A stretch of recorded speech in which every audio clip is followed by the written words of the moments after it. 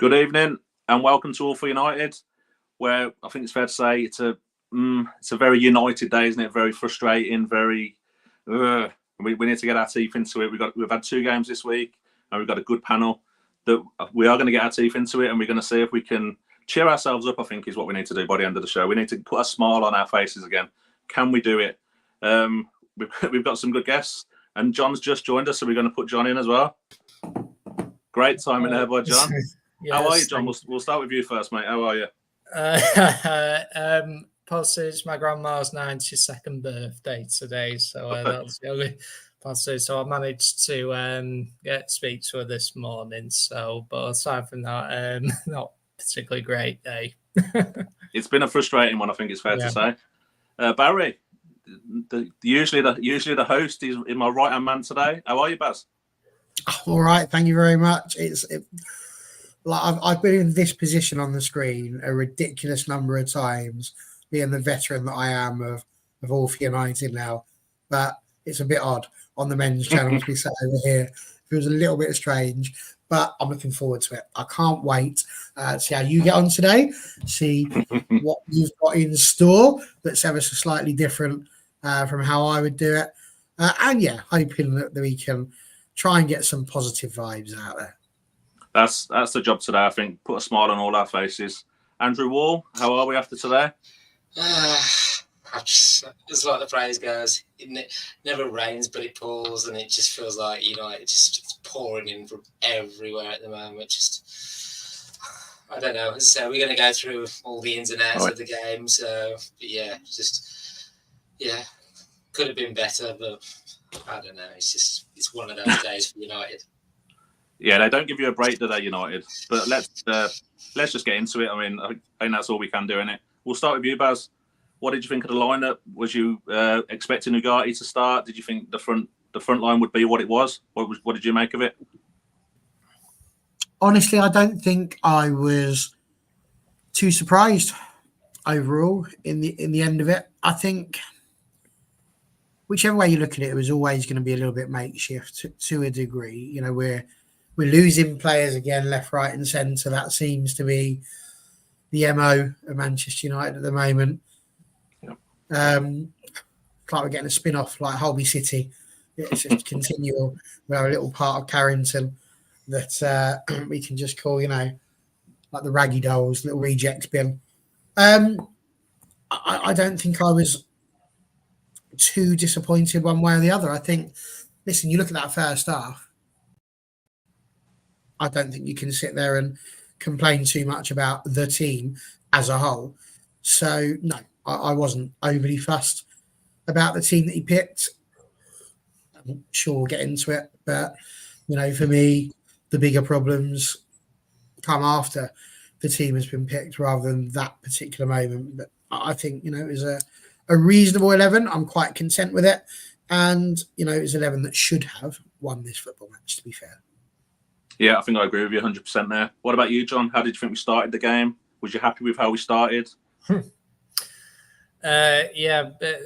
to the Palace game, we did everything right but score. But, for me, it's I never complain about lineups, to be honest, because, you got to pick 11 players and, that obviously you'll always get people who say, oh, they should play, they shouldn't start, that kind of thing. But for me, it doesn't really matter either way. Hello, NT. And I don't get. I know sometimes on X, Twitter, you have people who complain. I've seen people overreact to, perceived lineups which have been negative on social media, but then we get good results. So I never get over the top, and I think the general performance had nothing to do with the starting 11. It was our inability to put the ball in the back of the net. So, but I didn't have any issues with it. Yeah. What about you, Andrew? Did you think that lineup was what you expected? Do you think we had the firepower up top to cause West Ham a problem? Yeah, I was going to say is the lineup I expected. Or Bruno's coming back in after he was suspended in Europe on Thursday night. So it was just like Managerial was going to move back into defence. So I felt it was going to be So you went for Casemiro and Eriksen in the midfield for that bit of insurance. I know Ten Hag's been saying he's got to get up to the speed and the challenge of the Premier League, so I can see why he went with Eriksen and Casemiro in the midfield. But in terms of like that first half, the chance we had 4, big chances which we missed, and as I say, I'm going to go into it. And that one big chance where it was an open net for Dalot to score, but the struggles in front of goal were definitely on full display in this match, and it was the start of the beginning of a dreadful afternoon for United. So, but yeah, if we'd have took our chances, we'd have been so lethal, and no team in the Premier League would have coped with us if we'd have took our chances like we could have done in that game. But yeah, it's just frustrating how we not scored, like John said, like the Palace game. Did everything but in that first half, we saw 4 points in the back of the net. Yeah, I mean, what do you think's happening, Baz? Like we are creating so many chances. What's happening in like that first half? Like Andrew says, it could have been 3, it could have been 4 come half time. What's going on? Why can't we convert our chances? Well, I'll tell you what, whoever comes up with the answer to that is it's going to be a very rich human being indeed. I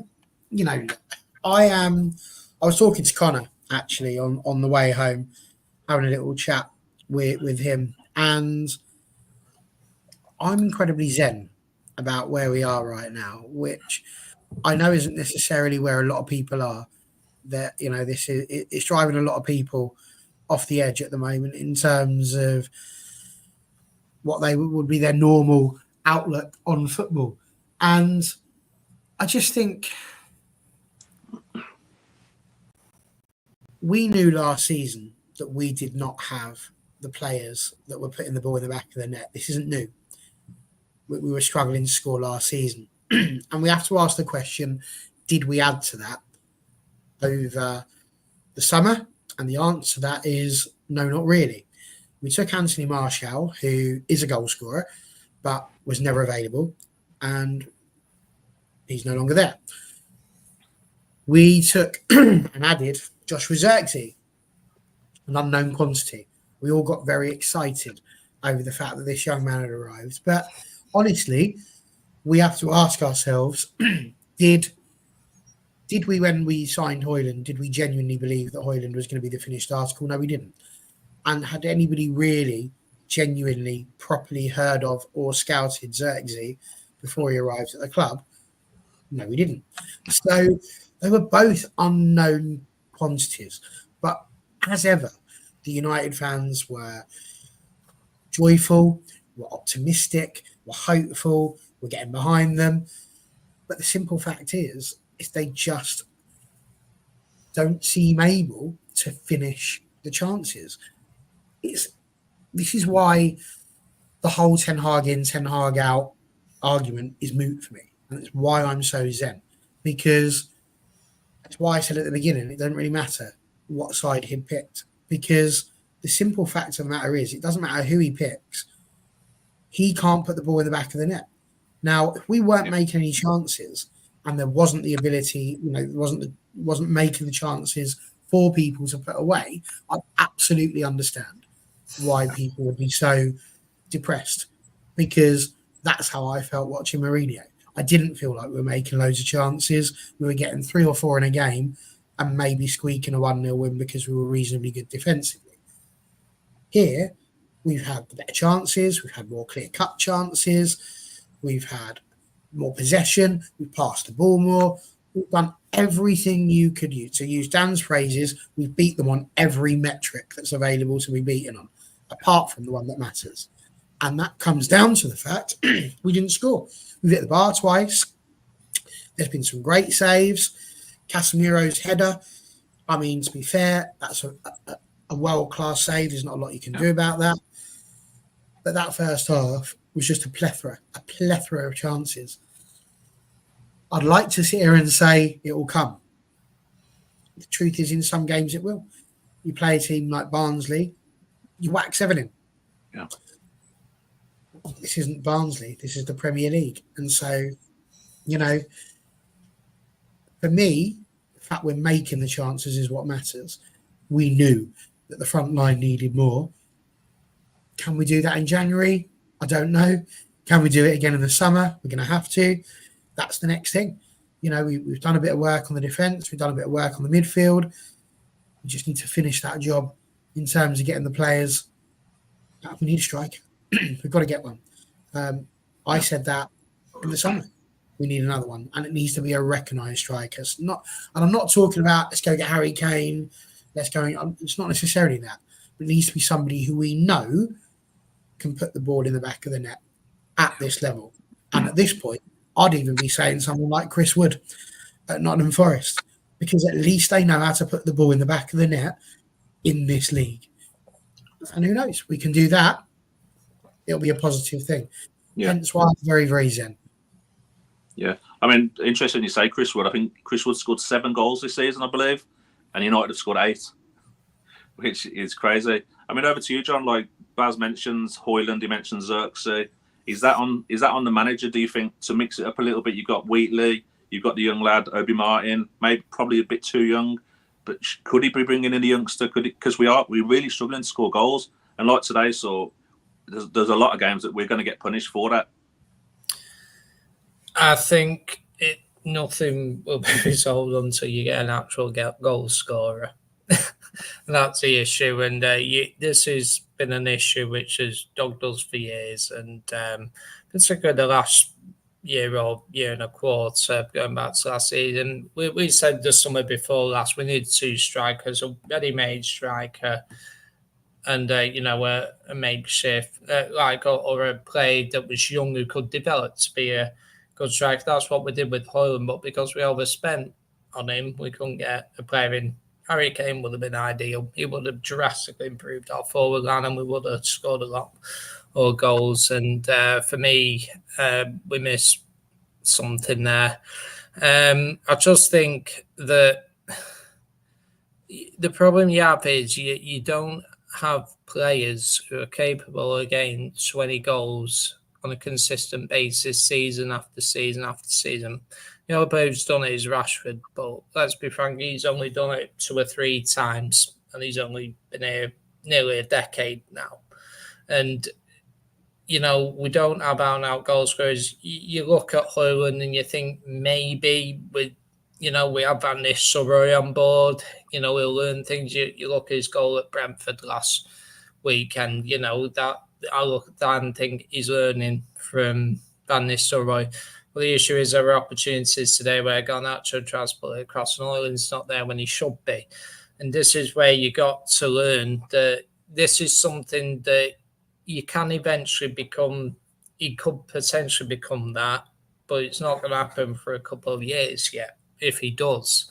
And the other thing is we got a lot of selfish players at our fault. You take, for example, the Arsenal game today, Liverpool 2-1 behind. The Liverpool right back plays the ball down the line. Nunes picks up on wide, plays inside, Salah finishes up. Are we capable of scoring that type of goal? This is the issue we have, that I think a lot of our forward line is too selfish.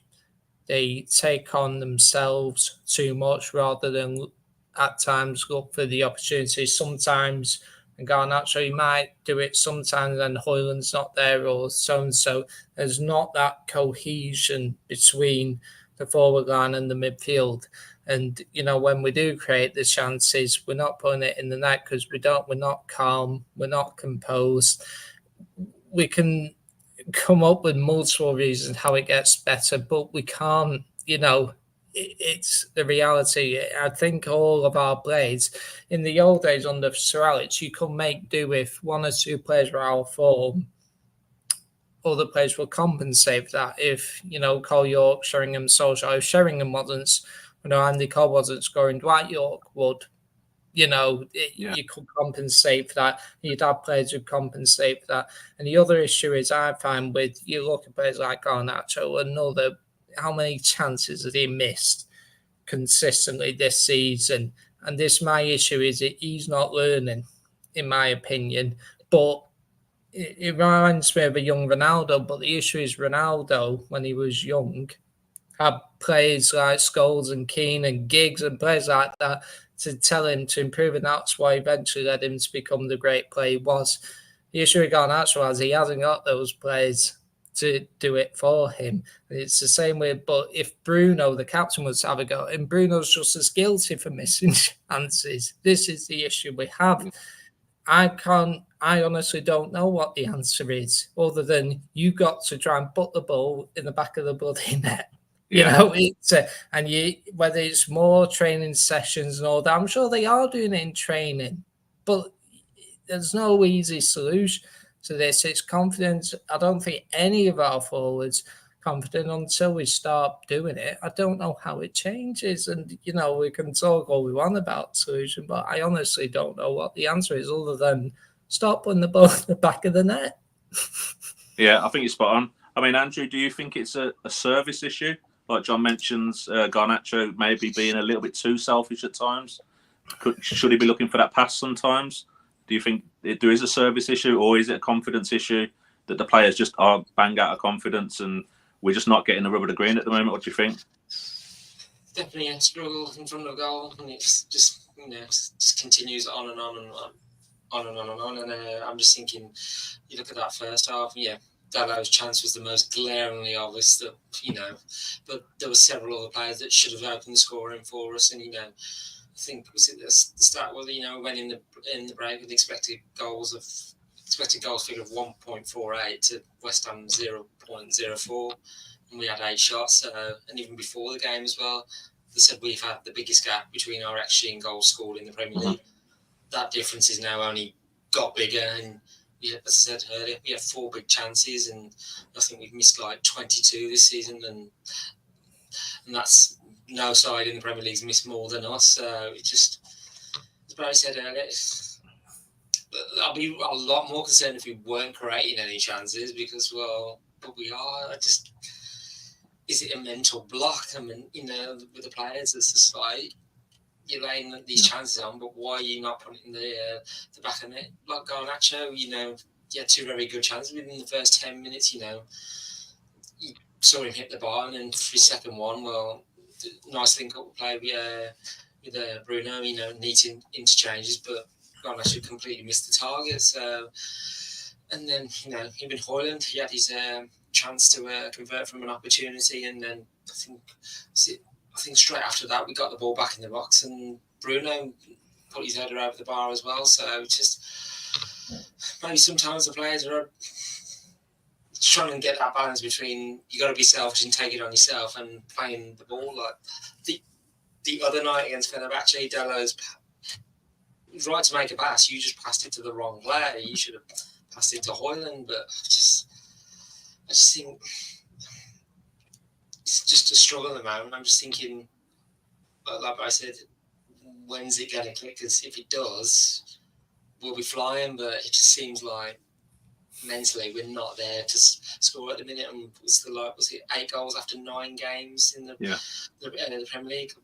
So a graph, goals scored after 9 games in each of our Premier League seasons. I think there's only, was it 2004, 2005 season where we scored 9 goals after 9 games. So that's, and then there's one before that where from a few seasons ago where we scored 10 after 9 games. So we're notoriously more free scoring, but I'm baffled at the moment. It's just what the United exactly need as well.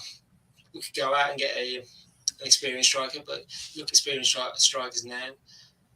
If you look at how often you're going to find a striker that's going to score you 30 goals plus in the Premier League now. It's rare you'll find one. You got the likes of Haaland at City, or when Kane used to be in the Premier League as well. It's just like you see those other players that are hovering around probably into the 20s, or into the 17, 18, 19 goals. They're not, but you need a good few players to do that. So it's just, I'm just at a loss why we're not scoring. I was thinking Ten Hag's first season weren't scoring that much, but the defence was rock solid. We we were, grinding out wins, but we just can't even do that at the moment. So that's what we need to. So I feel like we're just going to get tough and, just even if we're just grinding out like 1-0 wins, like I say about Arsenal, 1-0 to the Arsenal. Let's be a bit like them, just grinding it out. Yeah, we need something just 1-0. I remember in Fergie's, was it the season before he left? I think we won a Premier League and we had 13 wins that were 1-0. Sometimes it wasn't the most prettiest football, but we were getting those wins. So, yeah. Yeah, I'll take it. I think you're going back to the Cantona days in '96, weren't you? All those 1-0 wins. Yes, and that was the season he came back, didn't he? And he just a few times he rescued us and got us ahead as well. So could do with him now. That'd be great. His presence just alone, just invigorate everybody. Right, so we could talk about the strikers and the misses all day long, couldn't we? But there's one miss today that we have to talk about, Baz. Tell me how Dalot has missed that. How has he not scored there? Tell me. Convince me that it's a really hard chance. I can't convince you it's a hard chance because that would be me being a snake oil salesman. But what I can at least give him is that he's done brilliantly, first of all, to get there, to get it past the goalkeeper and to be in a position where it was an open goal. The only thing I can give him is that he can see there's players coming back and there's one sliding along the floor. So if he just hits it on the floor and tries to pass it into the net, good chance it gets cleared off the line. So you can see what he's trying to do, which is to lift it higher and not, score, obviously. That's he doesn't. If he was playing rugby, that was just what he wanted. That really, wasn't it? That would have been 3 points for a conversion or 2. I don't know. I don't really care. I don't like rugby, but it would have been great. We're not playing rugby. It was, it wasn't good.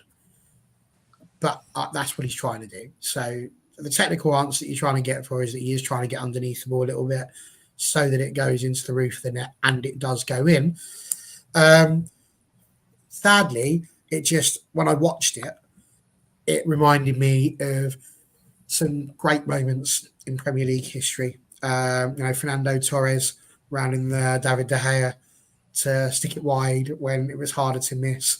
Even Ryan Giggs running through and smashing it against the bar when it was an open goal, literally nobody there. Ronnie Rosenthal, if you want to go way back, I can remember him sticking one well over the bar and not feeling particularly good about it. It does happen. And I think this is the problem. There's a lot of things that do happen in football. Like, probably not many people are going to mention the fact that Crystal Palace beat Spurs today 1-0, or the fact that Arsenal lost 2-0 to Bournemouth last week, or the fact that City have only won by 1 goal in the last couple of games that they've played. The Premier League at the moment is actually really good. These sort of mistakes are going to happen. The problem we've got is that because we're not scoring in the manner that we are used to, they're becoming a lot more obvious at the moment. And so you can't afford to be Diogo Dalot and to miss those opportunities. I suppose the only other argument I would throw up at that point is, why is Dalot our furthest player forward when he's the right back? And that's, again, something that you could potentially have a chat with Mr. Ten Hag about, because he probably shouldn't be. Would Garnacho have scored that? I think he would. Would Rashford have scored that? I think he would. Would Højlund have scored that? I think he would. Would Fernandes have scored that? I think he would. Would Casemiro have scored that? I think he would. All of these players, by the way, are all people that should be in front of Diogo Dalot. But there you go. It is what it is. I think we've seen in recent games, haven't we? That ball to Dalot seems to be one that's clearly been worked on in training. It's clearly something that they want him to do, Ten Hag does. But Boxer just put in the comments, does this sum up Dalot's season? I thought Dalot was amazing last season. He seems a bit off it to me this season. What do you think, John? Do you think he's had a poor start to the season? I'm not Dalot's biggest fan either, but No, well, going back to the point about that player, I mean, you remember last game of last season, he scored a goal which was similar at Brighton, if you remember, where I think Casemiro played the ball over the top for him and he finished off. So it does sound like, I don't think Dalot is particularly the worst going forwards, but for me, it's, I don't know. I was, it's one of those, it's a symbol, isn't it? That you just, the way we were missing our chances, we should have been 2-3-0 up after 15 minutes with those two Garnacho chances and the Bruno miss, and you think this might not be our day. And I think as soon as Dalot missed that chance, I was just like, that's confirmed that we aren't winning today. That confirmed it for me. I honestly don't know. I think that comment that just came up there, he didn't shin it. There wasn't a bobble. Okay, the ball wasn't on the ground, you might say, so it can sometimes be a bit difficult to control when it's a little high, but it's an open goal and, we had full control of it and he just managed to miss. And, he's had a poor season. He's cost us many goals.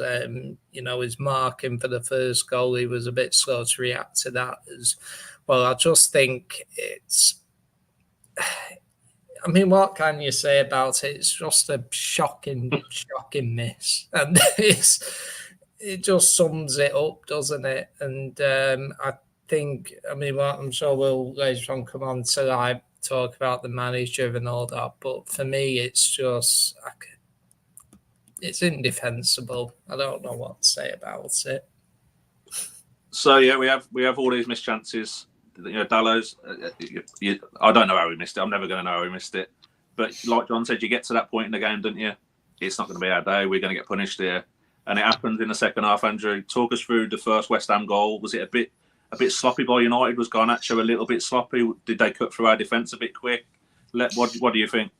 I think it was just. I feel like in the chances we'd have been getting, we were going to ruin them later on, which we certainly did, and it was just been typical United. It's just, just defending wise, you got to be switched on for the whole 90 minutes. One slip of concentration, and then to feel West Ham weren't playing that great. And I think somebody said online, I think a journalist said, well, they can't be that much bad for much longer, and they certainly in the second half, turned it on. So it's frustrating, when they scored, there was a bit more urgency in us then. Oh, we've got to react here. It was like, well, if only you reacted before that. I was just like, it was just remember the ball coming in, and I'm trying to remember who did it hit off, because it didn't hit off one of our players to get to Somerville, or my mistaken. No, well, I think it was just a poor finish, ironically, from their forward, wasn't it? I thought the one angle I saw, I thought, I don't know, it looked like it bounced off one of our. It's just all our defending's a bit, all over the place at the minute, and it's just like, it's that consistency at the moment with United and all, with the defence and the attack. It's just I'm just at a loss at them. Yeah, that was it. And miss it. I just the one out. It just looked like looked like bounce off our player. But no, just I don't know what to say. About our defending at the moment. It's just like, it's just one latest of a long line of errors we've done, and it only takes one, and we're on the back foot. Yeah. What about you, Baz? What do you make of our back line? Do you think does it look more solid now we have a regular back four? Are we still sloppy? Are we still panicky? Are we easy to get at still? What do you think?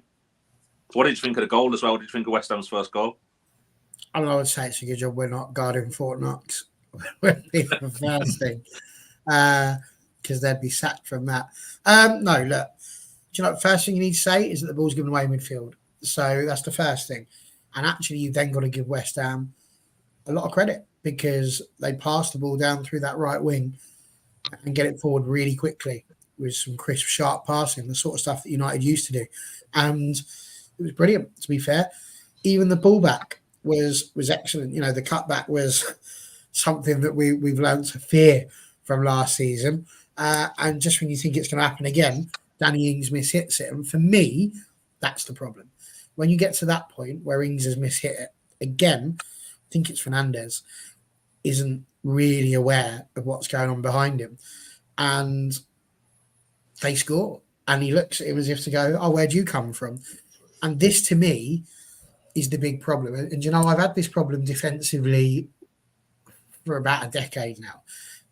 People seem to have gone, I don't know what John thinks about this. He's a much more, he's very traditional like myself, but I don't know if he'll agree with this.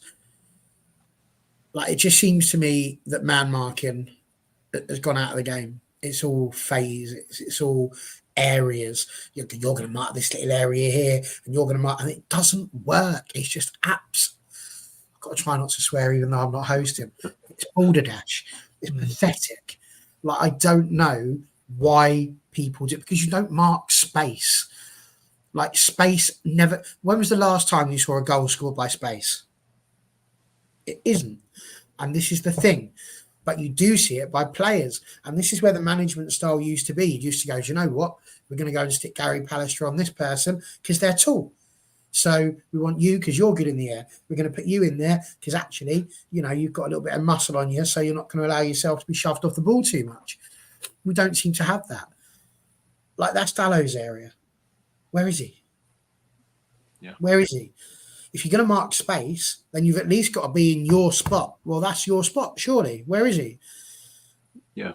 It's like, for me, it's frustrating. And this is where a lot of people are having to go at Luke Shaw and Dalot last season for similar things, because they're moving into the centre-back spot rather than sort of hanging around at the post area and being aware of the danger. It's just a lack of scanning for me.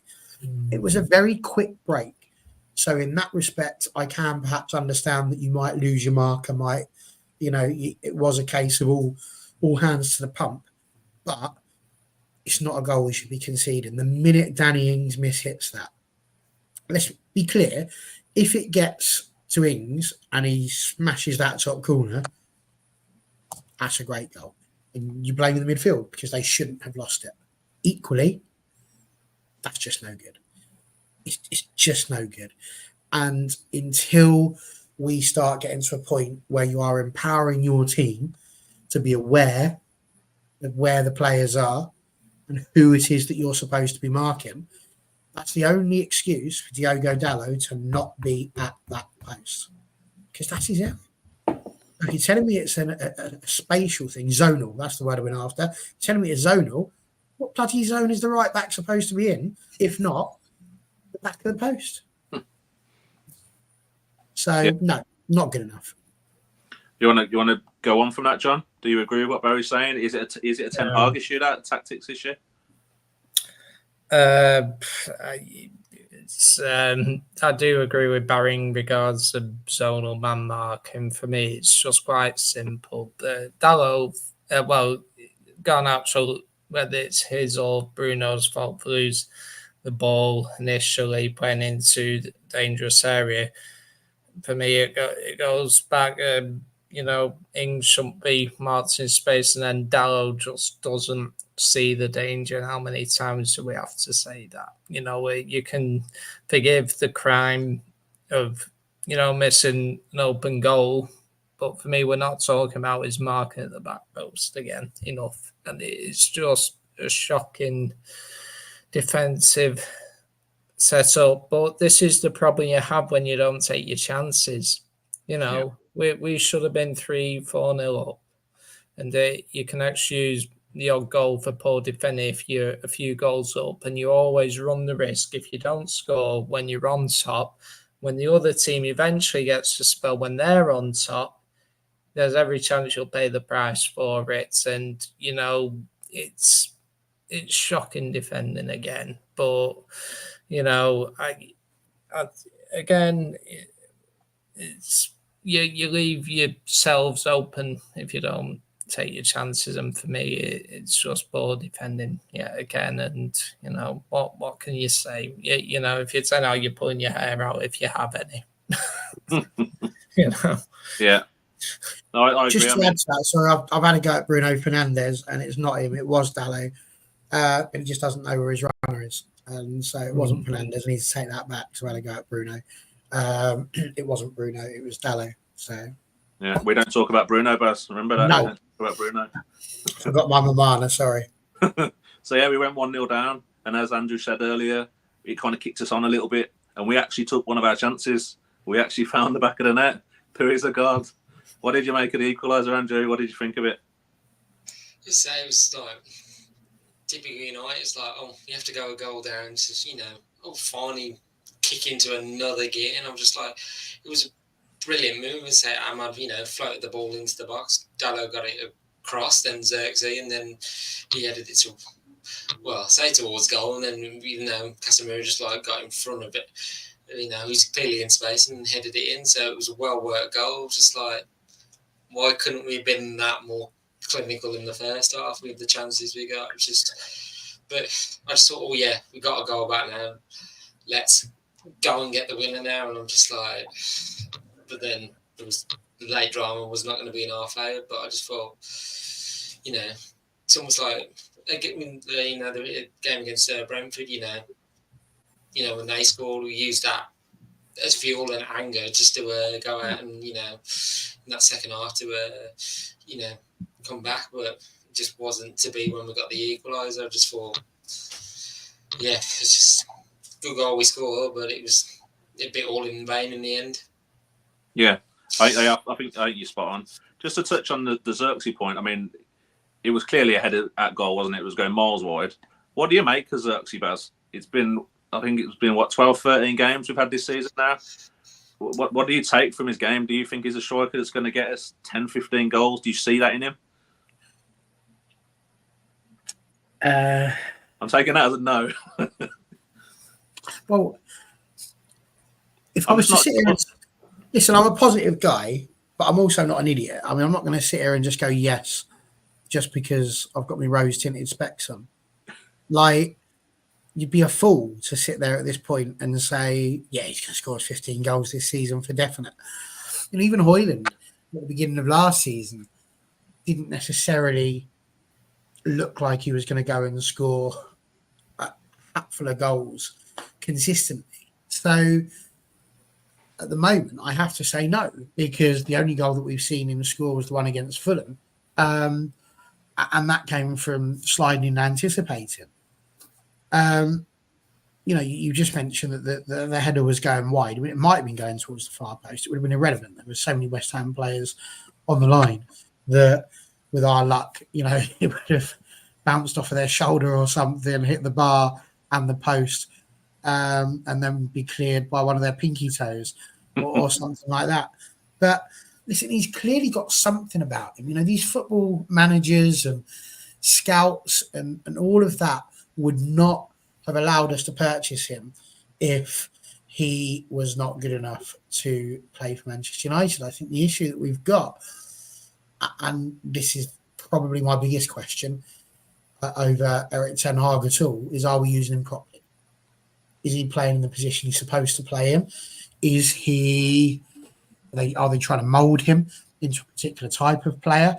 Are they trying to get him to do more that he can't do? And this is what I was talking about with having a goal scorer.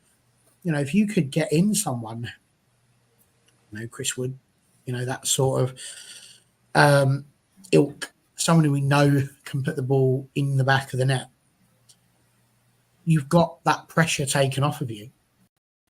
I think the problem we've got at the moment is that they're young and the pressure is mad because it's Manchester United. You know, you've only got to look at how people have been on Twitter tonight. Like, people are foaming at the mouth, and they're foaming at the mouth purely because we're not scoring. And it's because we've taken Joshua Zirkzee and Rasmus Højlund, who were never prolific. They were never prolific. But we've turned around to them and said, you are going to be our saviours, our main hope. And that's a problem. It's a massive problem, and it's a problem that we need to deal with. Re the goal, again, God bless him, Andrew, sitting there doing his best to be positive with the old why couldn't we be this good? I mean, it was 2 yards out. If Casemiro had missed that header from that point of view, from that position, honestly, Andrew, it would be time to just switch off the TV and go and do some knitting or something, because it was never ever, like, it wasn't our day in the end, but it was never ever going to be our day if Casemiro, who has played for Real Madrid and won European Cups, can't nod a ball in from 2 yards out. Yeah, it would have been time to go and watch another sport. I would have just gone, that's it. Exactly. Let's find another sport to watch and enjoy. But the build-up again was... that being said, Barry, we saw Dalot miss that, so anything was possible. Yeah, but he wasn't 2 yards out. He was but Casemiro didn't have an open goal either. Well, no, he didn't. I said he would have scored it. But yeah. I think what's not happening there is we're not giving the correct praise here, which is actually all of that starts from Ahmad, and a good ball to him over at the far stick, and Garnacho then heads it back across. And for me, that was the big thing. It was a good change. It gave West Ham something different to think about. I'd like to think there was a little bit of Ahmad there, sitting there and saying, this is perhaps why I should have been playing against Fenerbahce, not Mazraoui. Yeah, I mean, I think Ahmad's quite an interesting one, because there was maybe a couple of months ago, I was thinking he was probably our best winger the last sort of 6 months or so. He's very threatening, he's very sort of old school, and he seems to have fallen out of favour with Ten Hag a little bit. What do you make of that, John? You even brought Anthony on, didn't he, the other day over Ahmad, which I thought was crazy. What do you think something's gone on there?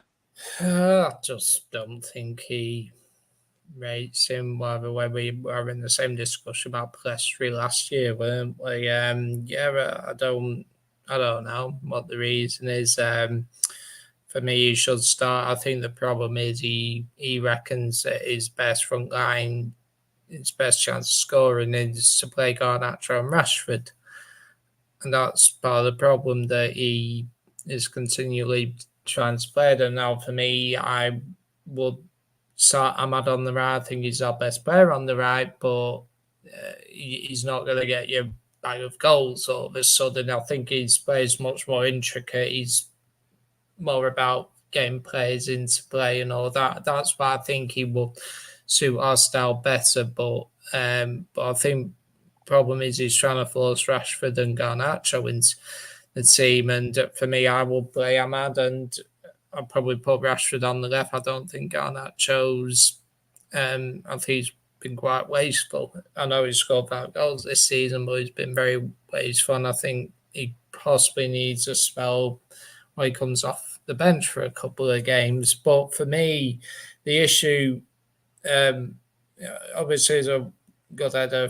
It was a well-worked goal. I mean, yeah, Xerxes will be the most. I don't know if I've seen a more apologetic assist, if I'm being honest. But yeah, you take them, don't you? So, but it was a good header by Casemiro, and it's like class old-fashioned football, put in the box and get your head on it and see where it lands.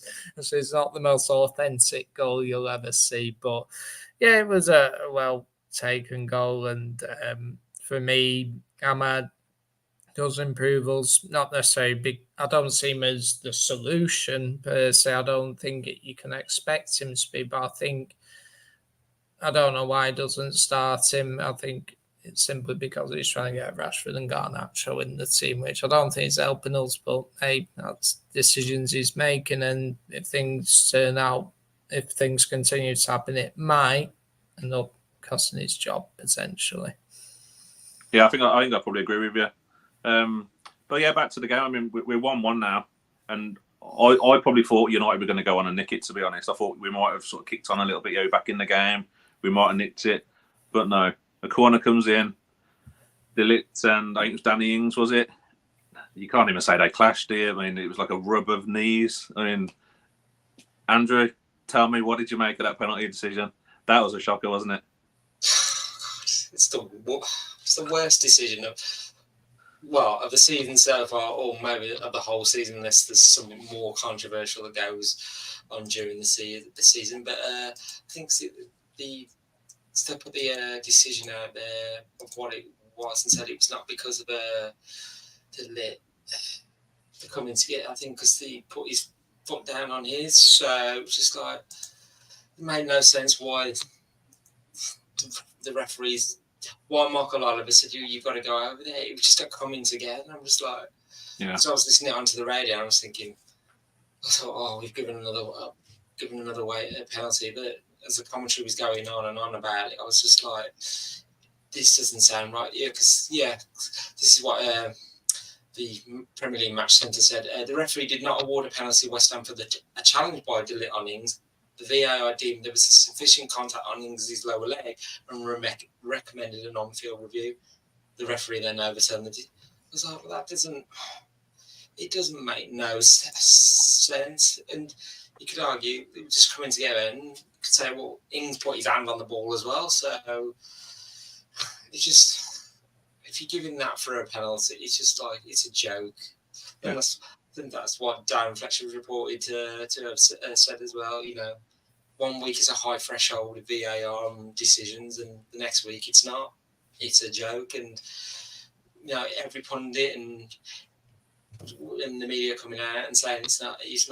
Why has it been given? Even Jared Bowen said after the game, I didn't think it was a penalty. So yes, West Ham fans will take it, and if we'd have got it at the other end, would we have taken it? Yes, because we needed a bit of luck. But it's just even a Liverpool fan I know, even when he said it's not even a penalty, and that's from a rival fan as well. And I'm just like, it's just the sense of the injustice of it. And he said it in his post-match. It's just like at the start of the season, we were told this is the VAR process. Well, I'm just hoping. Well, what's going to probably make me even more angry at how Webb does that mic'd up with Michael Owen going over the decisions of what happens at the weekend. If he turns around and says it was the wrong decision, well, sorry, David Coote and Michael Oliver should not be refereeing in the Premier League, for a while, because you can't. We all say it's all subjective, but it's just the consistency in the decisions. They said 1 week it's given, 1 week it's not. Make your mind up. I just think the VAR, the only thing that seemed to, say most things right, is offsides. And we're getting that semi-automatic, that they're using the Champions League. That's coming in, I believe, soon into the Premier League. It's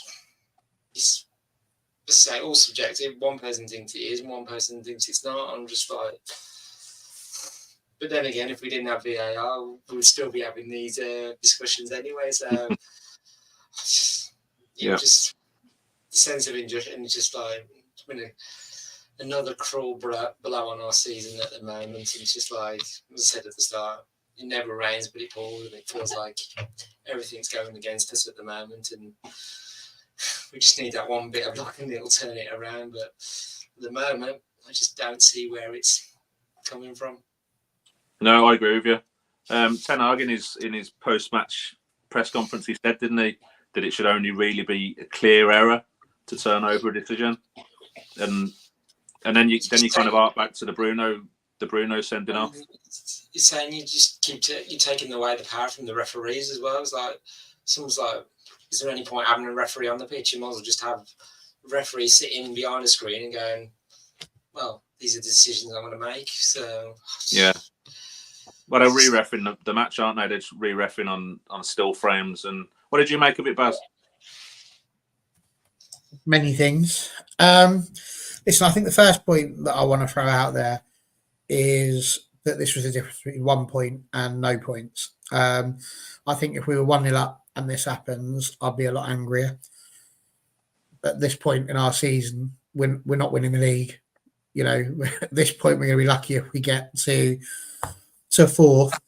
So actually, the difference between a point and no points is just negligible to what our season is going to mean.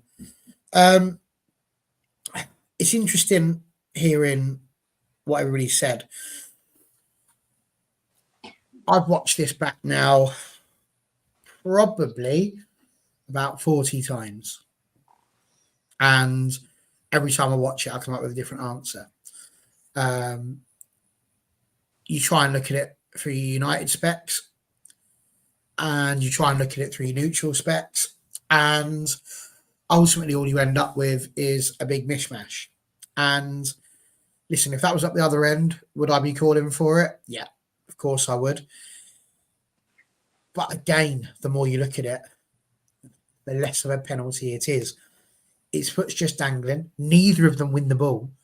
Like, it's just a 50-50. It's effectively a coming together.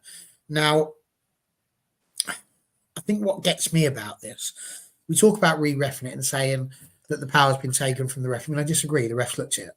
You know, he's gone to the screen and he has looked at it. The problem is he hasn't gone to the screen and looked at it and said what he thinks. He's gone to the screen, looked at it, been told by someone like Michael Oliver, who is deemed to be one of the best referees in the country for reasons that I cannot possibly go into.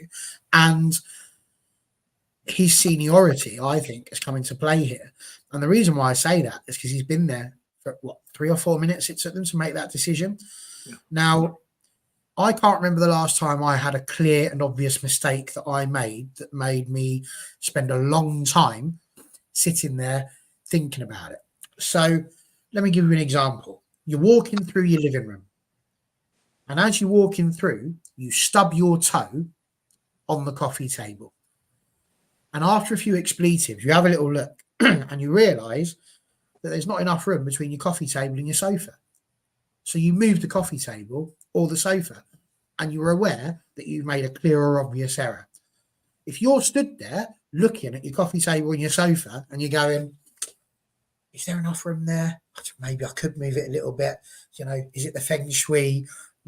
Perhaps it was the 7 pints of whiskey I drank. You know, then it's not a clear and obvious error.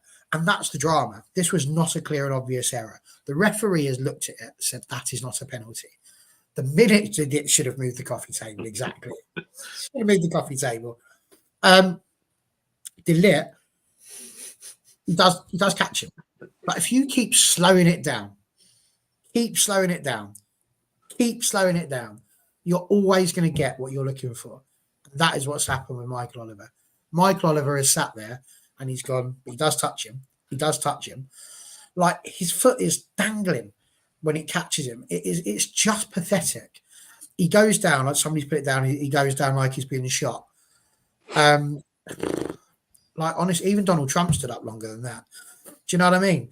It was genuinely just, and I'm no Trump fan by any stretch of the imagination, but just like, honestly, what on earth is the guy trying to do? I think the problem we've got is that we need to have teams of officials now. You need to be in a situation where actually they come as a package. So this is the ref, these are the 2 linos for the season, and this is your VAR. And the 4 of them, I mean, I heard this as I was driving home, and I genuinely think it's the best way.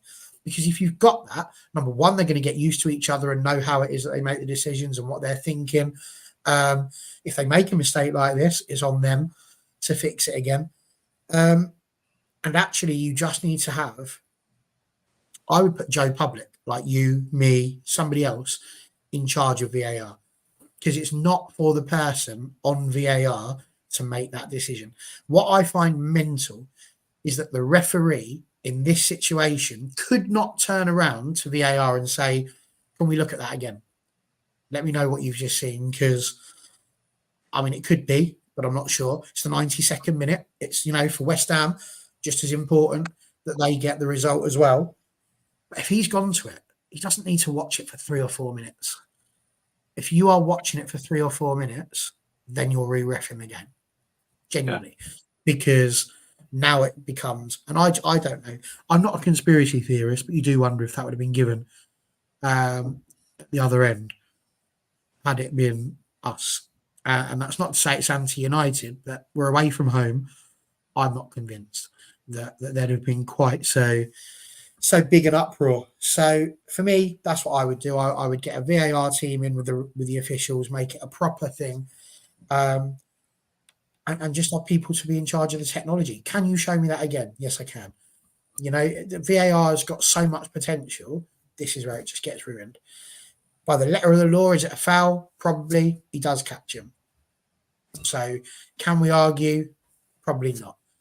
But it shouldn't take you that long to make a decision. If it is, it's probably taken him as long to make that decision as it has for me to sit here and discuss it on here. Yeah. There'll be people sitting here going, can you just shut up now, Barry? You've spoken for a long enough time.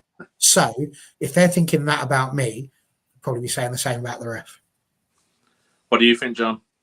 Is there any point to them going over to these blooming screens now? Because they never change their mind, do they? As soon as the VAR takes them over there. Yeah, just as such from Barry, there are two words that come to mind regarding this. One's incompetence, one's corruption. And it's one of those two, in my opinion. I don't know which one. For me, it's a contact sport. There's a crowd. He's not gaining an advantage in any way. And let's be honest, he's not in control of the ball. He then proceeds to handle it with his hand, doesn't he? So he's not in any control of the ball, whatever.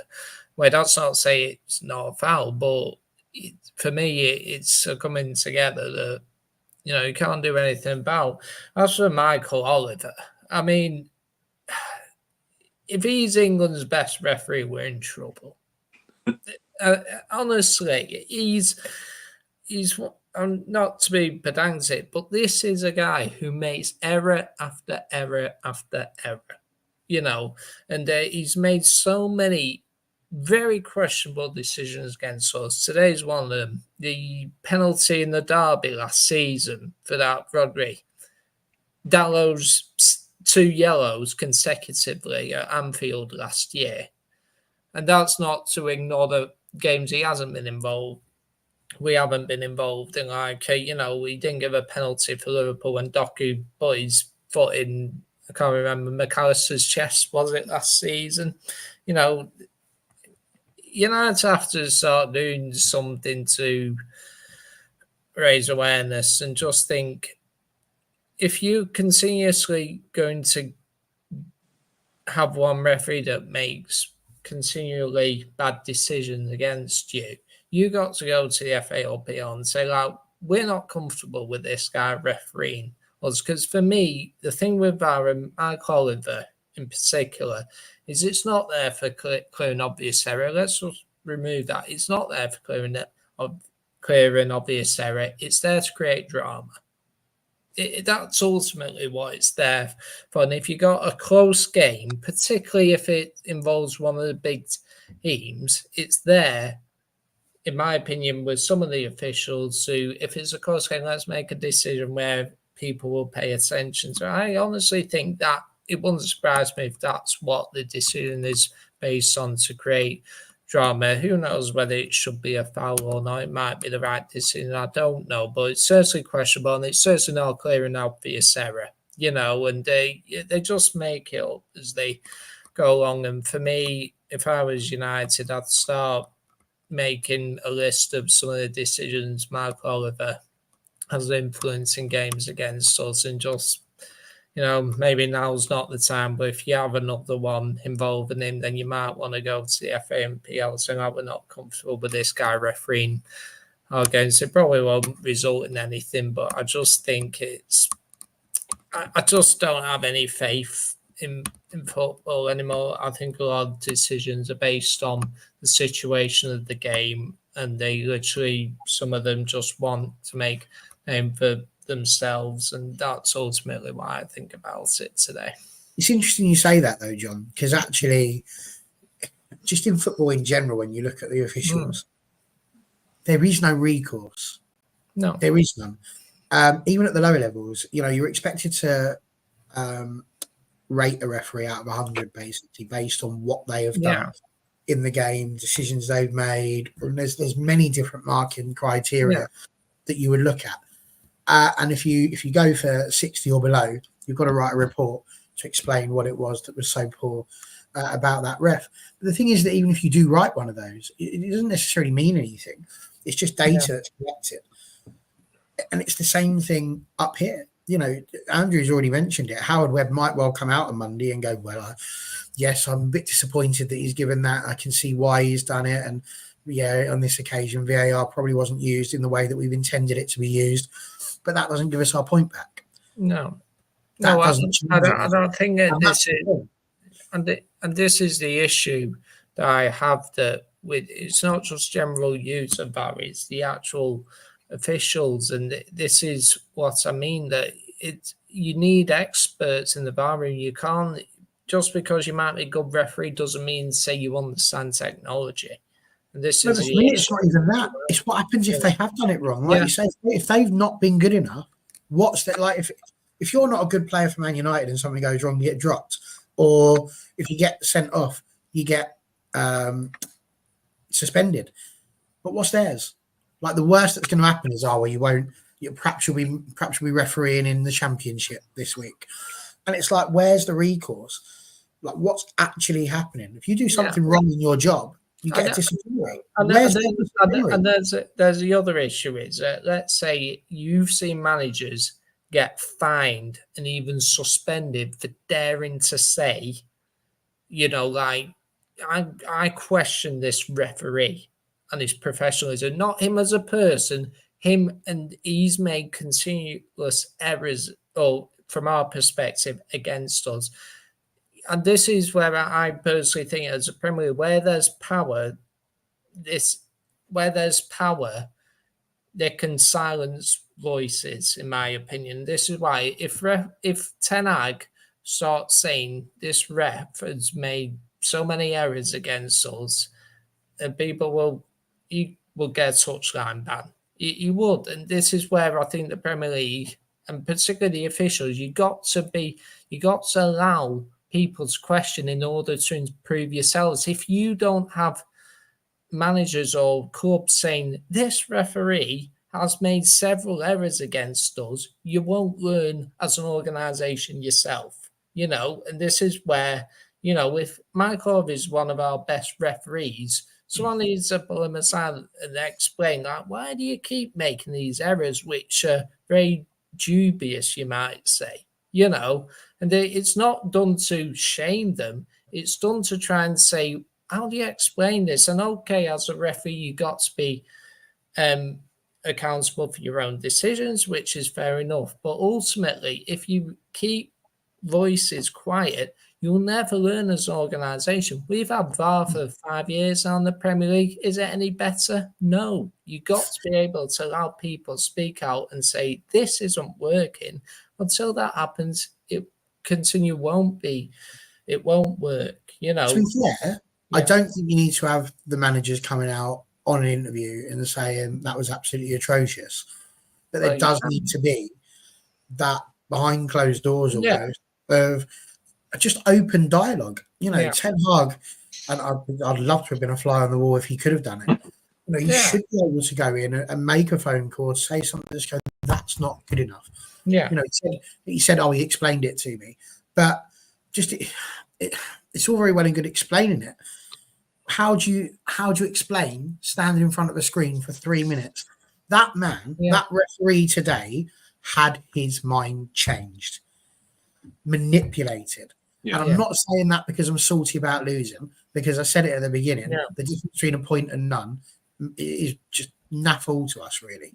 The problem we've got there is that he did not want to change his mind. He, I believe, was looking at that screen and going, really? Which is weak on his part. There's nothing to say. He has to. What was it? There was VAR shouldn't be doing that. There was an incident involving us a couple of years back under Ollie. You remember at Stamford Bridge, and we had a handball, and the ref was sent over to the monitor to take a look at it. And it turned out that he went up to Harry Maguire at the time and said, I can't give it because it'll be too controversial.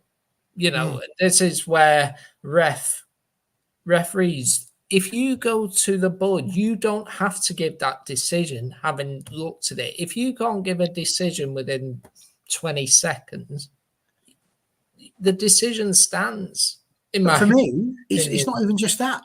The VAR guy, by all means, yeah, I think you should go and have a look at it again. Fair enough. And then I would cut all audio.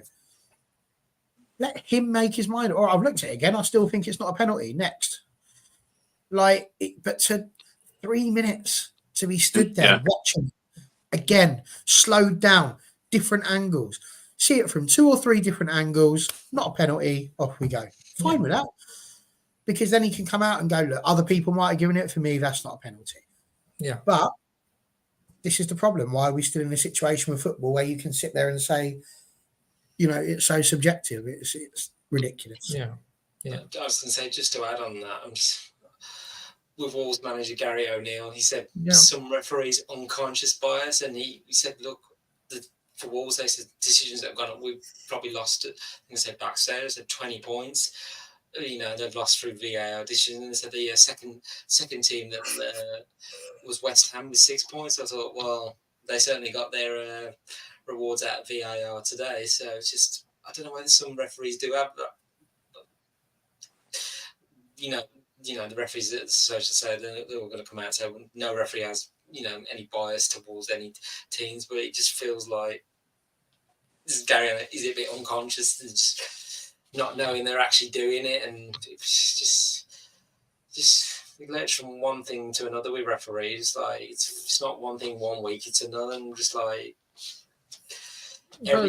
start of every season they go, these are the rules, these are we're going to be more consistent in this, but then within a week or two it's like, oh, an instance happened and it's given or it's not, and then you're like, we're just back to square one again. Do they actually know? Are you actually implementing the rules of the game that you should be? I'd actually question what are they actually seeing as well. When you see fans of all different fan bases saying that's not a penalty, like the Bruno sending off, we get the stills, we get the slow-mos. You could see that's not a dangerous tackle. That's not a red card. Well, the problem players are saying it as well. Players are saying not a penalty or not a red card. The problem you've got with that is that this match centre or whatever it is, that this Twitter thing, is an absolute load of crap. It's the most ridiculous Twitter account to exist since Elon Musk's. It's ridiculous. It's just pathetic. I can say that, Elon, because we get free speech over it. But it's so important. In America too. Well, allegedly. What I find amazing is that it shouldn't be allowed. It shouldn't be. But I mean, people know you don't need to put that note out. Say we know why you're giving it, but we know why. Most people disagree with it, or I don't know. Well, that's it. They just tell you what they've done. They just say we've overturned it. Well, we flipping well saw that. Know the reason why did you overturn it? What has Michael Oliver turned around to the ref and said? And that give it a couple of days, we're going to hear the I would suggest heavily edited footage that says that Michael Oliver was talking to the ref and how his mind was effectively changed on that. And when you go with the Bruno Fernandes red card, it's the same thing. The linesman sitting there saying, oh my God, that's terrible. That's 100% a red card. Who asked you? If you were in charge, you'd have to flipping whistle, wouldn't you silly sod? But you were given a flag because you're not adult enough to make these decisions yet. But then the adult just listens to the kids, which is everything that's wrong with modern parenting. But how isn't that overturned? Like, how isn't that moment overturned? That's like madness. Someone put in the comments earlier that they say after the fact that they messed up, it's wrong. But that we probably wouldn't have. But we could have got back into that game with 11 men.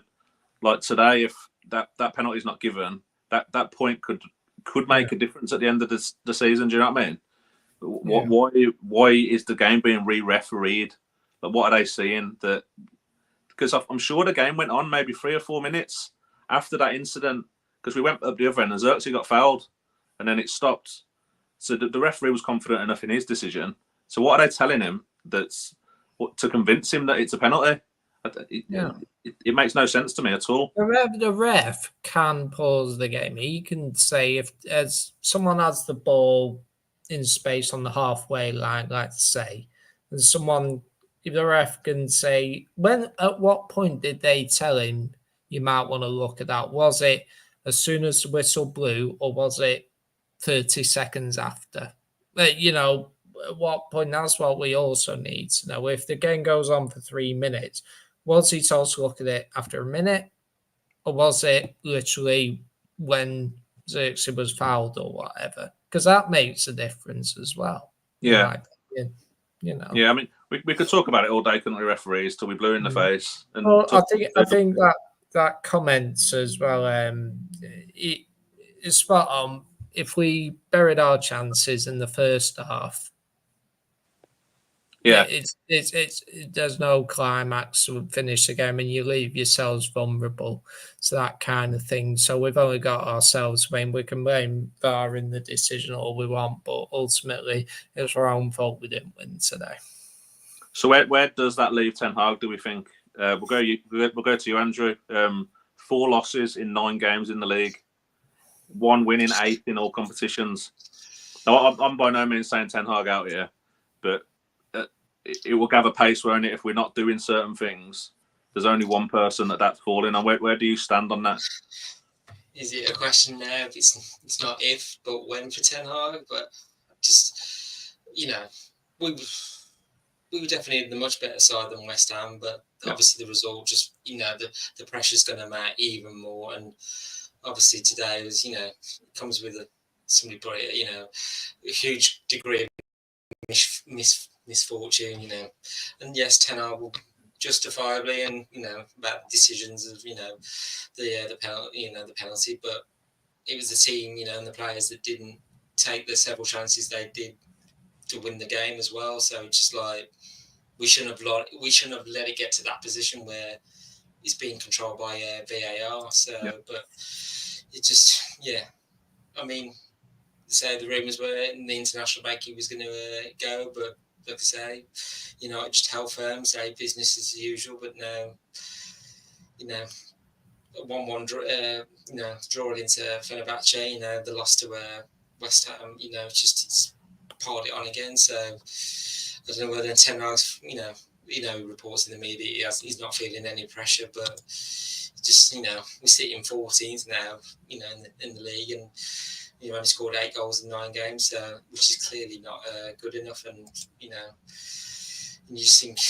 you know, thinking qualifying for the Champions League was, you know, United's aim this season, but you're looking at top 4 finish now, and it looks like it might be like out of reach already. So we're a quarter away through the season already, and I'm just like, we're falling behind by our rivals. But looking at the table, we're only still 5 points, you know, to fourth, but we've got to get, you know, our act together pretty quick if we want to get back in that picture, because if not, then time will be up for Ten Hag. I mean, I've not reached the point, but the more we continue in this vein, the more I'm edging towards it. And like I say, in our WhatsApp group, I'll put in there when I do reach that, I'll put it's all over for him, but I've not reached it just yet with him. I still believe that I want for his sake to turn it around, because once it clicks, if it does click, you know, it should be more lethal. But at the moment, you know, the pressure of managing Manchester United, it's a big thing. So yeah. Where do you stand on it, Barry? Like Andrew says, if I think we're 6 points off top 4, if we win today, we're 3 points off. Is it as bad as people think? I mean, how much of the blame can Ten Hag take when the players aren't putting the chances away? He can't do it himself, can he? We're 7 points off the top 4, and we're 7 points off of the relegation zone. But because we're 14th, it feels like we are closer to the relegation zone, which, you know, in terms of points, technically we are. Listen, I see a lot of people here, and, you know, bless them, everyone's entitled to their opinion with everything they want to say. People saying, oh, we need to last until Christmas. People saying, oh, surely the cut-off is the end. What's he meant to do? That's my big question. What is he meant to do? What could any take Pep Guardiola? What would he do? Do you think he's doing enough to change what's not working? I think you could get Jesus Christ of Nazareth in, and we still wouldn't put the ball in the back of the net. Like genuinely, you wouldn't, because what exactly are we expecting anybody to come in and do? They're not going to change a mentality. How many managers now have we said this for? How many have we said it for? I mean, I'll go back to it. We gave David Moyes 7 months of a 7-year contract. We got rid of him, and then we became Chelsea. You know, what could we have become if we'd have given Louis van Gaal more time, because he was winning trophies? Mourinho, because he was winning trophies. But I hated the football. And so I get where some of these people are at. I hated it. But we've just spent the last, how long? Hour talking about how many chances we've created. Mm-hmm. Now, we could have been 4, 5, 6-0. Are you telling me we're all sitting in here, if we win that game 4-1, coming on here saying, well, that was terrible, Ten Hag's going to be close to losing? Of course we're not. No. People are reacting to the score that's happened, and I totally get it. You know, I'm not sitting here delighted. Oh, 100%. What a guy. I loved his interview after the Fenerbahce game, where he basically said, I want a job with a team that's low down in the league, because I can't, basically the nicest way he could possibly say, I hate you, I can't be bothered to be anywhere near them. So can I just go and manage Charlton or someone like that? It's not much better over here, Jose. So, but it's not going to make a difference. We're still going to have the same players. You know, until we get these players in. I've said it time and again, and I'll keep saying it. You know, I have zero impact on whether or not Manchester United keep or sack Erik Ten Hag. But for me, I'd keep him. Can you imagine it? Like we said this with Solskjaer, but can you imagine us now having a terrible season, getting in a couple of good players over the close season, and then within the next couple of years winning the Premier League with Erik Ten Hag in charge? It would be the biggest comeback since Lazarus. It would be unbelievable. Like, genuinely, it would be amazing. It would take the Rocky story and knock it right off the top of underdog stories. And I'm not saying that we should keep him just to do that. I'm saying we should keep him because nobody can convince me there is anybody better who is going to take players that we've got at the moment.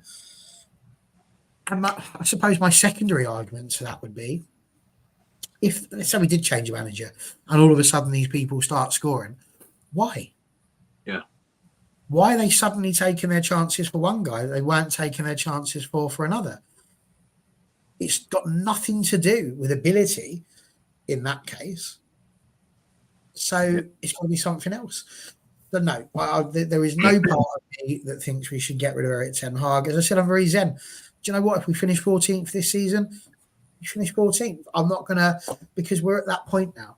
We've got to choose to stick or twist. And I promise you, if we twist again, like we did last summer, then we're in some serious trouble, because we're just going to be having this conversation on repeat continually. And genuinely, I don't know very many people who can carry on doing this in terms of constantly having the same conversations with every new manager, because a new manager means all of a sudden they're going to want new players. Oh, I don't really fancy Dalot, even though we've just bought him, so he'll be our new Anthony. Marcus Rashford will still be there because every manager has recognised he's a talented player, regardless of what some people think. And this is what we're going to have, just continual changes. And until we have that stability, it's not going to happen. So for me, we keep it. And this is it. What JJ just said there, it might be what happens. It might, but it shouldn't be. And this is my problem. We've just sat there and spoken about the same with referees. Like, recognise when you're part of the problem. And I'm not saying you are, JJ, but I'm just saying if the fans continually keep calling for his head, then you have to understand that you are going to be a part of the problem. People saying that us accepting substandard, again, they're just people that didn't live through the fact that we were 26 years without winning the league. 26. Count them. We're not even there yet. Like, when you've gone 26 years, like some of the older generation of United fans who saw us win the European Cup under Matt Busby and come back from the Munich air disaster where we had literally nobody. Could you imagine somebody calling for Matt Busby's head because we didn't have the players in 1959? Yeah. Could you imagine putting those fans into that time now and sitting there and say, "Oh, it's outrageous, we're Man United."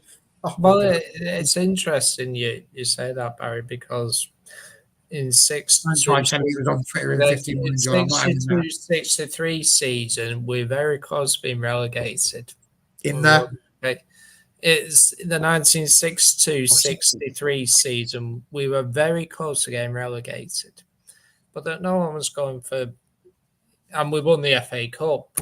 And people don't realise that. Same with Fergie. FA Cup continually saving managers since 1960.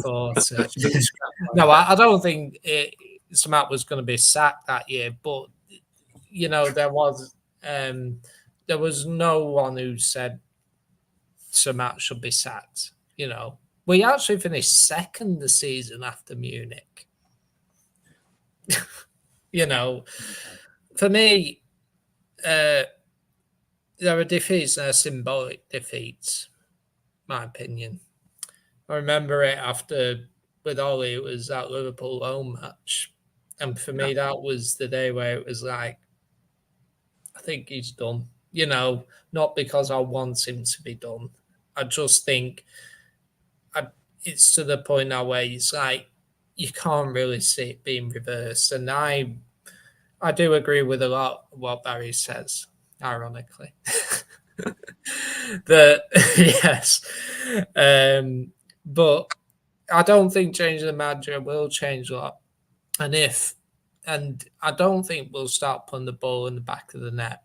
And if we do, to quote Fergie, you're cheating the manager if you're doing that. You know, it's a symbol and it's gonna take a lot of time. I unfortunately don't think they'll keep Ten Hag. I think today's the day where I think he will end up being sacked.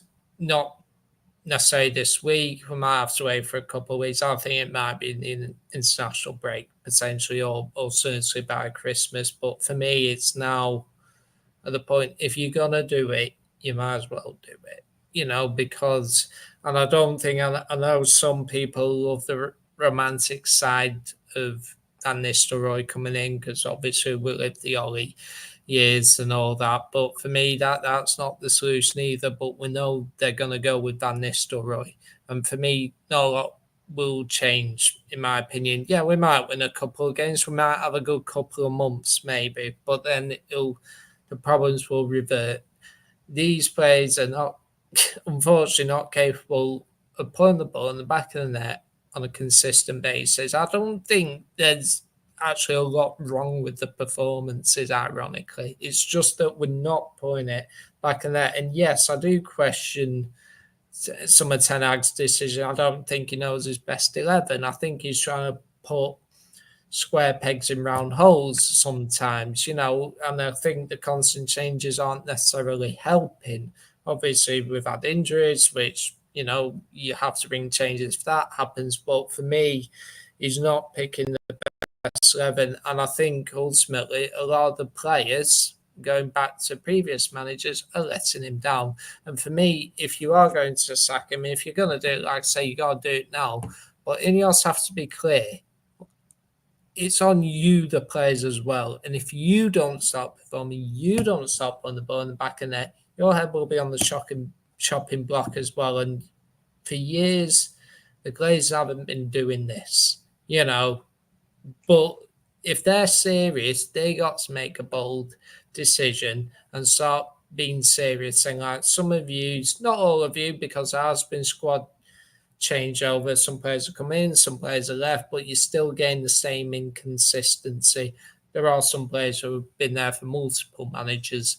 Now, if you don't start performing now, because we got this project to win the league within 4 years, the 2028, 120 years, you got to start making big changes now if you want to implement it. And you got to be firm with these players. If they do not start performing, they will be out the door. And for me, do you not think yeah. that it would be bolder for them to actually be saying that to the players now and keep Ten Hag? I would agree. To say, actually, we're not going to sack the manager just because you lot aren't doing your job. I would agree. We're going to keep him. We're watching you now. Yeah, that's what I would agree with you. I would rather keep Ten Hag because I think some will find this controversial. Ten Hag's a better manager than Van Nistelrooy, and we'll probably have Van Nistelrooy for the rest of the season. If you want to throw that away now, ultimately it might get to the point where it's inevitable. So I think it's inevitable now, but not necessarily at the point where we got no chance top 4, for example. My general point is if you're going to do it, you might as well do it. And if you're going to do it, you've got to have someone lined up. If you got someone lined up to take over now, a good manager who's going to take you forwards, you do it. But for me, the problem is you got to try and start being bold and being decisive. I will love, like you and Andrew, I will love Ten Hag to turn it around. I want him to stay and turn it round. But for me, there comes a crossover. I personally think that's maybe not realistic now. And I think today's the first time where I genuinely think he's done now, unfortunately. And I think a lot of his fan pressure, and I think there's so many, and I'm not talking about the people who will be Ten Hag in regardless, or the people say that, oh, he's a joke, he's a fraud and all that. I mean about genuine moderate fans who are like, I am sick to death of this. It's been terrible for 10 years since Sir Alex retired. What are their opinions? And whatever their opinions are, that's where Ineos, I think, have to lean towards when it comes to making a decision. That's why I say for now, if you're going to sack him, you might as well do it. If you're going to keep him, you got to say, we're keeping him for the rest of the season, no matter what. And those players, if you don't start performing, doesn't matter if we just signed you or not. If you don't start performing, you're out the door. And that's what needs to happen, in my opinion. Yeah, I think I probably agree. I'm not too sure I am. I keep kind of fluctuating with it. I think I'm seeing enough performance-wise to give me just that little bit of hope. I'm not sure, and I'm not sure if it would be better with a different manager. It's an interesting one, but I want to kind of wrap up the show with what after now we're a few games into Europe. We're 10 games into the league. If Ten Hag stays, where do you think we'll finish? We'll start with you, Andrew. Or what do you think is the most we can get out of this season now? Europe, Premier League, all of it. If he does turn it around, and I hope he does. Well, the minimum aim is, as I said earlier, it's the top 4, but we've got to start to click on it. But that's only an if at the moment. That's what I hope for, is a top 4 finish. Which. It's at the moment, it's the bare minimum. Let's see how we do in the cup. So obviously we've got the League Cup on Wednesday night, but it'd be nice to have another good cup run again. Say go to Wembley again. So been there quite a few times in the last couple of seasons. So it'd be nice to be back there again. But yeah, at the moment the league's got to be the focus, and we've got to, as I said, click into gear pretty much soon, or it's the season would be very much a write-off. Yeah, I think you're right. What about you, John? If we keep Ten Hag, where are we finishing this season, do you think? Can they turn it around? I genuinely don't think we'll get top 4. And I think that I can't see us finishing. I think it'll probably be around 8th again. I don't think we'll finish 14th. I think we'll get into the top half, but I just genuinely can't see where we'll finish. 6th might be reasonable. I don't think we'll get in the Champions League unless we might win the Europa League. But in my honest opinion, I don't think we're ready for the Champions League. And so not next season. So for me, why are we obsessing about getting in the top 4, because we're not even going to be ready for the Champions League next season? I think this is hard for me to say, but I think it's in our best interest to be out of the Champions League for a couple of seasons while we properly rebuild in a similar way to what Arsenal did a couple of years back.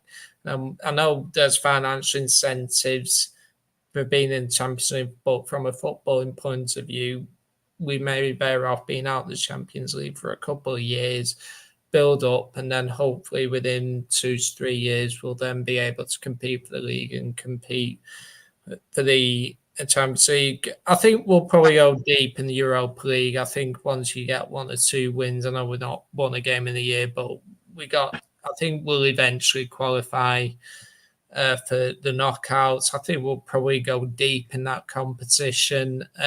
League Cup, we got Leicester, we got an opportunity there in FA Cup. You've always got a chance in the cup competitions, but honestly, I don't think we'll get top 4, and it'd be nice to have a cup run and, hopefully win a trophy this season. But I gotta be honest, I'm not convinced we will. Yeah, I think I agree with you about top 4. I'm not sure we cut out for that just yet. Baz, what do you think? If Ten Hag stays, which I'm sure that you hope for, where do you see this season going? I mean, it all depends, really, doesn't it? We're only 12 points off of Man City. If we can stay like that until Christmas, who says we can't do to them what we did to Kevin Keegan and Newcastle all those years ago? What a moment that would be if Rasmus Højlund turned it around in the second half of the season, banged in 20 goals, Xerxes becoming a prolific as well, putting in another 10, Marcus Rashford hammering home 30, Garnacho putting home 10, and Fernandez weighing in with 6 or 7, most of them from the penalty spot. That would be delightful. But once I wake up from that little daydream that I've given myself, we're 7 points off of the top 4, as we said. I don't fully agree with John. I see what he's saying. But the problem we've got is that we do need money. We need that income, because that income is what's going to help us to get the players that we need to come and play for Manchester United. And at the moment, financially, we're in a hole. We've been in a hole for a very long time. Some would argue since we were sold the first time.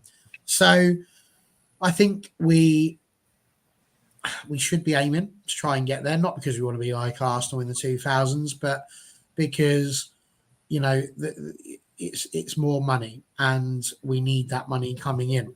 But I do agree with John insofar as even if we did make it, we're not going to, by any stretch of the imagination, I don't think we're looking at another 99 anytime soon.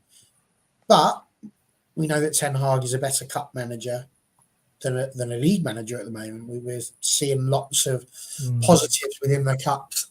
And so, I would hope and think that we could potentially win one. So that would be nice to win a trophy. And honestly, just finish as high as we can. All I want to see is 29. It's too far off. No, it's not. How do you know that? You couldn't even count to 26 on your fingers a minute ago, and now all of a sudden you've gone up another 75 years. It's quite impressive. I just think, like I said, we just got to be zen as a fan base now and not worry about this too much. We get ourselves so het up about it. It makes me giggle. You hear people sitting there say, do you know what? It's terrible. Ten Hag needs to go. We're not winning the league. But if we're not winning the league, why are you getting so upset about it? Like every time we don't get a result, this is just underlining what you already knew anyway. So what was you expecting? For them to prove you wrong? Like, it's not going to happen. So for me, we just keep going. We've just got to try and put the performances in. And this is why I say, for as long as we're making the chances, I'm okay with it. If we get to a point where we're not making chances, and then obviously we're only getting 1 or 2 opportunities to score, then we need to have a conversation because the players aren't doing what they could be. But for me, we're making the chances. The game, like the first half, was enjoyable, apart from the fact that we didn't put the ball in the back of the net. I saw some people saying, why can't we play for 90 minutes? Well, when was the last time we saw any football team play for 90 minutes? Like, there's always going to be another football team. People forget there is another team there who've come with tactics and they're full-time as well. I just think, we'll just chill out. It's not the end of the world. We lost a game. We're going to put that down to the referee, even though we could have scored 100 goals before halftime. And we move on. Like you say, League Cup's coming up against Leicester. That's always a giggle. And if we don't win that, I'm sure they'll get a couple of free packs of crisps. So, you know. Right, let's big up the Giggle Cup. No, I think that's fair, but yeah, I think we'll leave it there. I think it's been a good chat. Been a good chat. Where can we find each of you on social media, John? If people wanted to find you on social media, where can they... Right. Well, I've decided to avoid the negativity, so I've logged off. I've not cancelled, but I've logged off X for maybe the next day or two. But yes, from Tuesday, probably you'll find me at jkermo91 on Twitter or X. Brilliant. Andrew, where can we find you? Yeah, that's where you can find my inane ramblings and my X handle there. I was going to say, credit to our travelling support today that went to West Ham, putting in those miles. I say the likes of Benny and Zayden and others as well. So we have the best support in the country as well. Yeah, 100%. 100%. What about you, boss? Where can we find you? Rocking in the corner usually. Why do they keep on tweeting? Yeah, listen, you can already see if you're desperate to come and follow me, feel free. I post very little. And to be honest with you, there's some people that won't like the content that I've got, because I'm very much into the women's game, where money has not yet come in and completely made a mockery of everything that we once held dear. But of course, yeah, absolutely. Yeah. Or better still, go and follow all of the socials for United. If you're sick of VAR, follow women's football. Yeah. Much better. It's much better. Just old-fashioned referee making bad decisions, and you crack on with it. Love it. And everybody whinges about how VAR would be so helpful. And particularly with the United women's team, the old traditional way of a right foot on the right wing and a left foot on the left wing. Those were the days.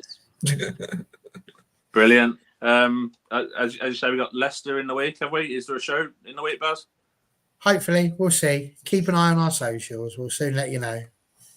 Yeah, thanks to all the commenters, all the viewers. Thanks to you three. My first hosting is ticked off. I have no idea how to end this, so this could be fun. I did put it in the private chat. I'll do it for you, Beanie. Yeah, you send us out, Baz. Night all.